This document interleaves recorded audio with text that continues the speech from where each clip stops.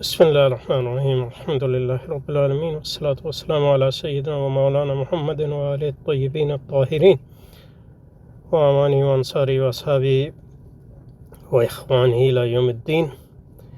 اللہم ارنا الحق حقا وارزقنا اتباعہ وارنا الباطل باطلا وارزقنا اجتنابہ اللہم ارنا حقائق الاشیاء کما ہی ربنا زدنا علما وعملا واخلاصا یا رب العالمین اللهم انصر أولياءك في مشارق الأرض ومغاربها اللهم انصرهم على عدوك وعدوهم إنك على كل شيء قدير اللهم فرج عنا وعن إخواننا في مشارق الأرض ومغاربها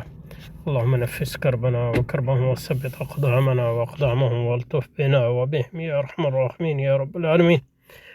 صل وسلم على سيدنا ومولانا محمد وعلى آل سيدنا ومولانا محمد وبارك وسلم سبحان ربك رب العزة عما يصفون وسلام على المرسلين والحمد لله رب العالمين برحمتك يا ارحم الراحمين آمین آمین یا رب العالمین۔ یہاں یہ سوال اٹھا رہے ہیں کہ انشاءاللہ سمجھنے کی کوشش کر رہے ہیں یا اپنے خیالات کو صاف کرنے کی کوشش کر رہے ہیں کہ جدیدیت جس کو ہم کہتے ہیں، سرمایہ داری جس کو کہتے ہیں، سرمایہ دارانہ تہذیب، اس کو سمجھنے کے لیے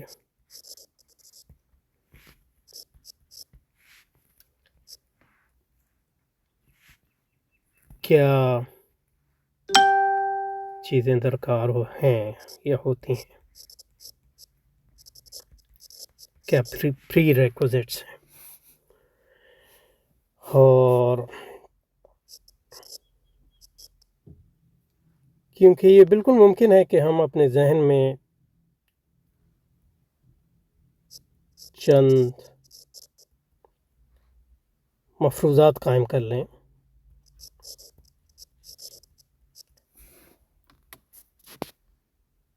اور ان مفروضات کی بنیاد پر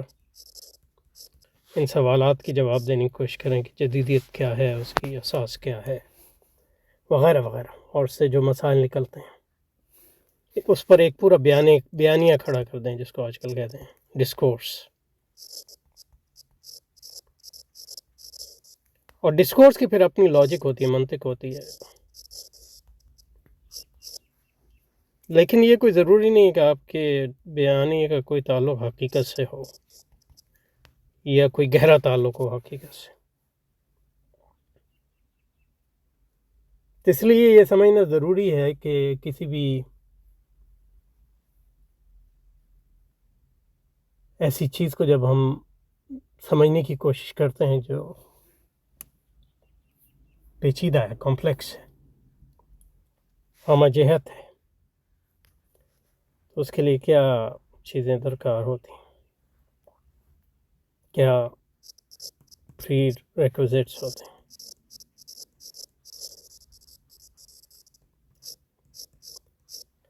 کہ یہ بالکل ممکن ہے کہ آپ پوری اپنی زندگی ان چیزوں پر صرف کر دیں اور حقیقت سے کا کوئی فہم آپ کو یا کوئی خاص اور گہرا فہم آپ کو حاصل نہ ہو۔ تو یہ تو کوئی اچھی بات نہیں ہے۔ تو میرے ذہن میں جو چیزیں ہیں وہ اس کو بیان کرنے کی کوشش کروں گا، یعنی خود اپنے ذہن کو صاف کرنے کے لیے۔ پہلی چیز تو یہ ہے کہ آپ تصورات کی بات کر رہے ہیں،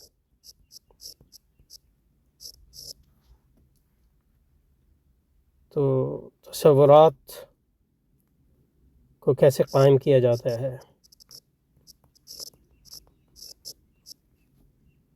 یا تخلیق کیا جاتا ہے،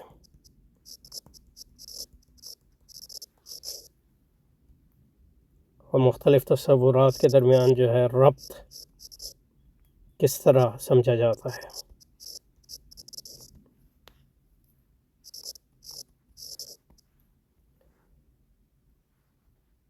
اور اس ربط روابط کی بنیاد پر ایک پورا نظریہ کس طرح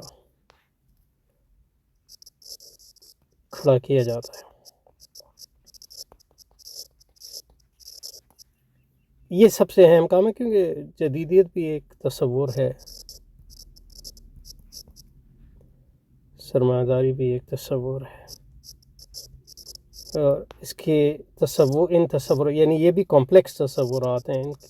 تصورات کے اندر جو ہے مختلف تصورات خوابیدہ ہو سکتے ہیں. تو جو انٹرنل ڈفرینشیشن جس کو کہتے ہیں کہ اندرونی فرق اور اندرونی جو اس کو جاننا، اور پھر تصورات کے درمیان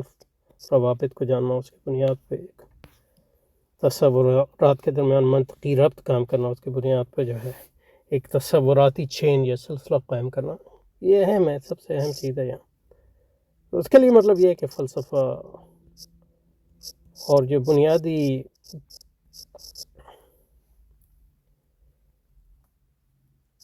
مغربی تہذیبی ڈسکورسز ڈسپلنس ہیں، ان کا کم از کم بنیادی اچھا فہم ہونا چاہیے فلسفہ، کیونکہ فلسفہ سب سارے علوم کی بنیاد ہے، علوم تو نہیں، ڈسپلنس. اور اس میں میرے خیال میں 2-3 جو، ایک تو مطلب پولیٹیکل اکانومی، دوسرا سوسیالوجی، کیونکہ سوسیالوجی جو ہے وہ ڈسپلن ہے جو سرمایہ دارانہ معاشرت کی توجیہ بیان کرتا ہے، اور سیاسیات بھی اس میں آ گئی ہیں وغیرہ وغیرہ، اور سوسیالوجی کے ساتھ اینتھروپولوجی بھی آ گئی. تو ان کا تھوڑا بہت جو ہے، اور عمومی جو ہے سائنس اور اس کے ارد گرد جو موضوعات ہیں ان سے ایک عمومی شناسائی ہونی چاہیے، اور یہ کوشش کرتے رہنا چاہیے کہ اس میں آپ کی گہرائی اور گہرائی بڑھے، اور اسی گہرائی اور گہرائی کی بنیاد پر جو ہے آپ کا فہم بھی بڑھے گا. اچھا، اس کے بعد دوسرا جو ہے، جو مغربی ڈسکورسز ہیں، یعنی بیانیے ہیں مغرب میں جدیدیت کو سمجھنے کے لیے اور سرمایہ داری کو سمجھنے کے لیے، ان کو پڑھ، ان کو جانتا ہو، اور بحثوں کے درمیان جو ہے، کیونکہ یہ بیانی یا تو بیان کرتے ہیں جدیدیت کیا ہے، سرمایہ داری کیا ہے، یا یہ بتاتے ہیں کہ اس کو کیا ہونا چاہیے، یا یہ بتاتے ہیں کہ اس کو کیوں ہونا چاہیے، اس کی توجیہ بھی بیان کرتے ہیں، اور اس کی بنیاد پہ اس کو جو خطرات ہیں اور اس کی کمی ہے آپس میں بحث کرتے ہیں جدید. تو یہ پورا ڈسکورس ہے، اس پہ حاوی ہونا جو ہے، اس کا ادراک ہونا بہت لازم ہے، اور اس میں جو مباحث ہیں ان کو جاننا بہت لازم ہے، اور اس کو پھر یہ کہ یہ صلاحیت پیدا کرنا کہ اس جو مباحث ہیں ان کو نہ صرف سمجھ سکیں بلکہ ان کو تنقیدی نگاہ سے اور اسلامی زاویہ نگاہ سے بھی دیکھ سکیں. تو اس میں مثلا یہ ہے کہ جو نظریات ہیں بڑے بڑے لبرلزم ہے، اور سوشلزم ہے، نیشنلزم ہے، سرمایہ داری، فرد، معاشرت، ریاست کے بارے میں مباحث، اداروں کے بارے میں مباحث وغیرہ، یہ سارے جو مغربی علوم ہیں جن کے میں نے تذکرہ، ان میں اس بارے میں جو سمجھنے کی کوشش ہے، ان کے فلسفیوں نے جو اس کے بارے میں باتیں کی، وہ سب کا گہرا ادراک مسلسل کرتے رہنا چاہیے. اس کے بغیر جو ہے مطلب جو آپ باتیں کریں گے وہ صرف ہوائی ہوں. مثلا ڈاکٹر صاحب سے کچھ باتیں سن کے اس کی بنیاد پہ ایک خیالی جو ہے عمارت اس کے بعد جو ہے آپ بنائیں، اس کا نہ کوئی تعلق تصورات کی ڈسپلن سے ہے، نہ اس کا تعلق جو ہے مغربی جو ان کی بنیادی ڈسپلن ہے ان کی مباحث سے ہے. تو آپ کی بات جو ہے بالکل ہوائی ہو، اس کا کوئی فائدہ نہیں ہے، نہ آپ کے لیے نہ دوسروں کے لیے. نقصان یہ ہے کہ آپ سمجھیں گے کہ آپ کام کر رہے ہیں، لیکن یہ کہ اور تیسری چیز جو ہے اس میں مطلب یہ کہ جو سرمایہ داری اور اس کے اگر موقع ملے تو اس کے اداروں میں تجربہ حاصل کرنا، مطلب اس کے بنیادی جو ادارے ہیں، یونیورسٹی ہے، اگر یونیورسٹیوں میں کام کرنا،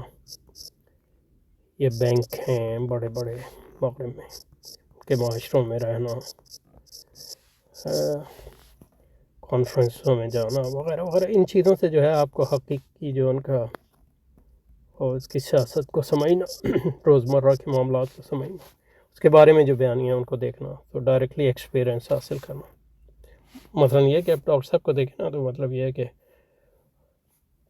ان کی ڈاکٹر جاوید انصاری مثلا یہ کہ ان کے علوم کے ماہر تھے، یعنی فلسفے کے، معاشیات کے، اینتھروپولوجی کے، پھر ان کے جامعات میں کام، پھر ان کے مغرب میں رہے اتنا عرصہ، جامعات میں کام کیا، ان کے بڑے بڑے اداروں میں کام کیا، ورلڈ بینک،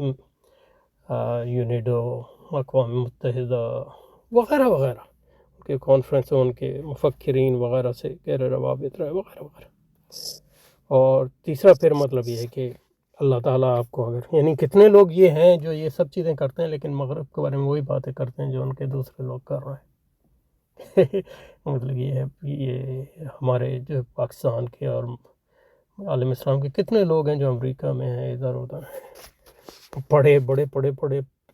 لکھے لوگ ہیں، فلسفے میں، ہر علم میں، لیکن اللہ جو ہے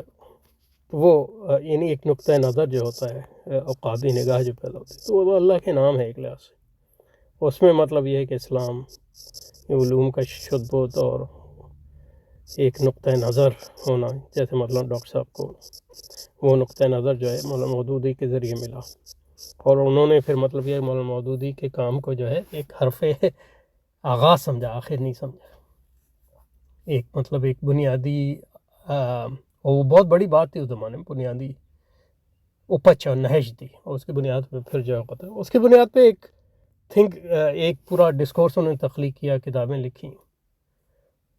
اور ایک ایسا نظریہ جو کوئی اور بات نہیں کر رہا، تو اس کو سمجھنا خود ایک بڑا کام ہے، اس کو سمجھنا، اور پھر جو ہے اگر کسی کو موقع ملے کو اس کو سمجھ کے پھر وہ اسی مرحلے سے گزرے. ہر ایک کو ضرورت نہیں ہے لیکن گزرے جو کر، اور اس میں وہ گہرائی اور گہرائی لائے گا. تو یہ ساری چیزیں جو ہے ضروری ہیں، ورنہ مطلب یہ ہے کہ لکھنا اچھا ہے لیکن یہ کہ بغیر مبادیات کے اگر یہی کرتے رہے اس کی بنیاد پہ، مطلب لوگوں آپ خود سمجھے اور لوگ یہ سمجھے، تو یہ اچھی بات ہے مطلب یہ. لیکن یہ کہ یہ بڑی افسوسناک بات اس لیے ہے کہ آپ اپنا وقت ضائع کر رہے ہیں اور دوسروں کو بھی وقت ضائع کر رہے ہیں. تو اللہ تعالیٰ سے دعا ہے کہ ہمیں جو ہے ہمارے وقت میں برکت عطا فرمائے، اور ہمیں حقائق اشیاء کو سمجھنے کی توفیق عطا فرمائے، اس لحاظ سے کہ پھر مطلب یہ ہے کہ عملی طور پہ اس میں کوئی تغیر اور تبدل اور انقلاب کی جو تحریک ہے اس میں کچھ ہمارا بھی کنٹریبیوشن ہو. سبحانک اللہم و بحمدک، نشہد ان لا الہ الا انت، نستغفرک و نتوب الیک، وصلی وسلم علی سیدنا و مولانا محمد وعلی آل سیدنا مولانا محمد مبارک وسلم. سبحان ربک رب العزة عما یصفون وسلام علی المرسلین والحمد للہ رب العالمین برحمتک یا ارحم الراحمین، آمین.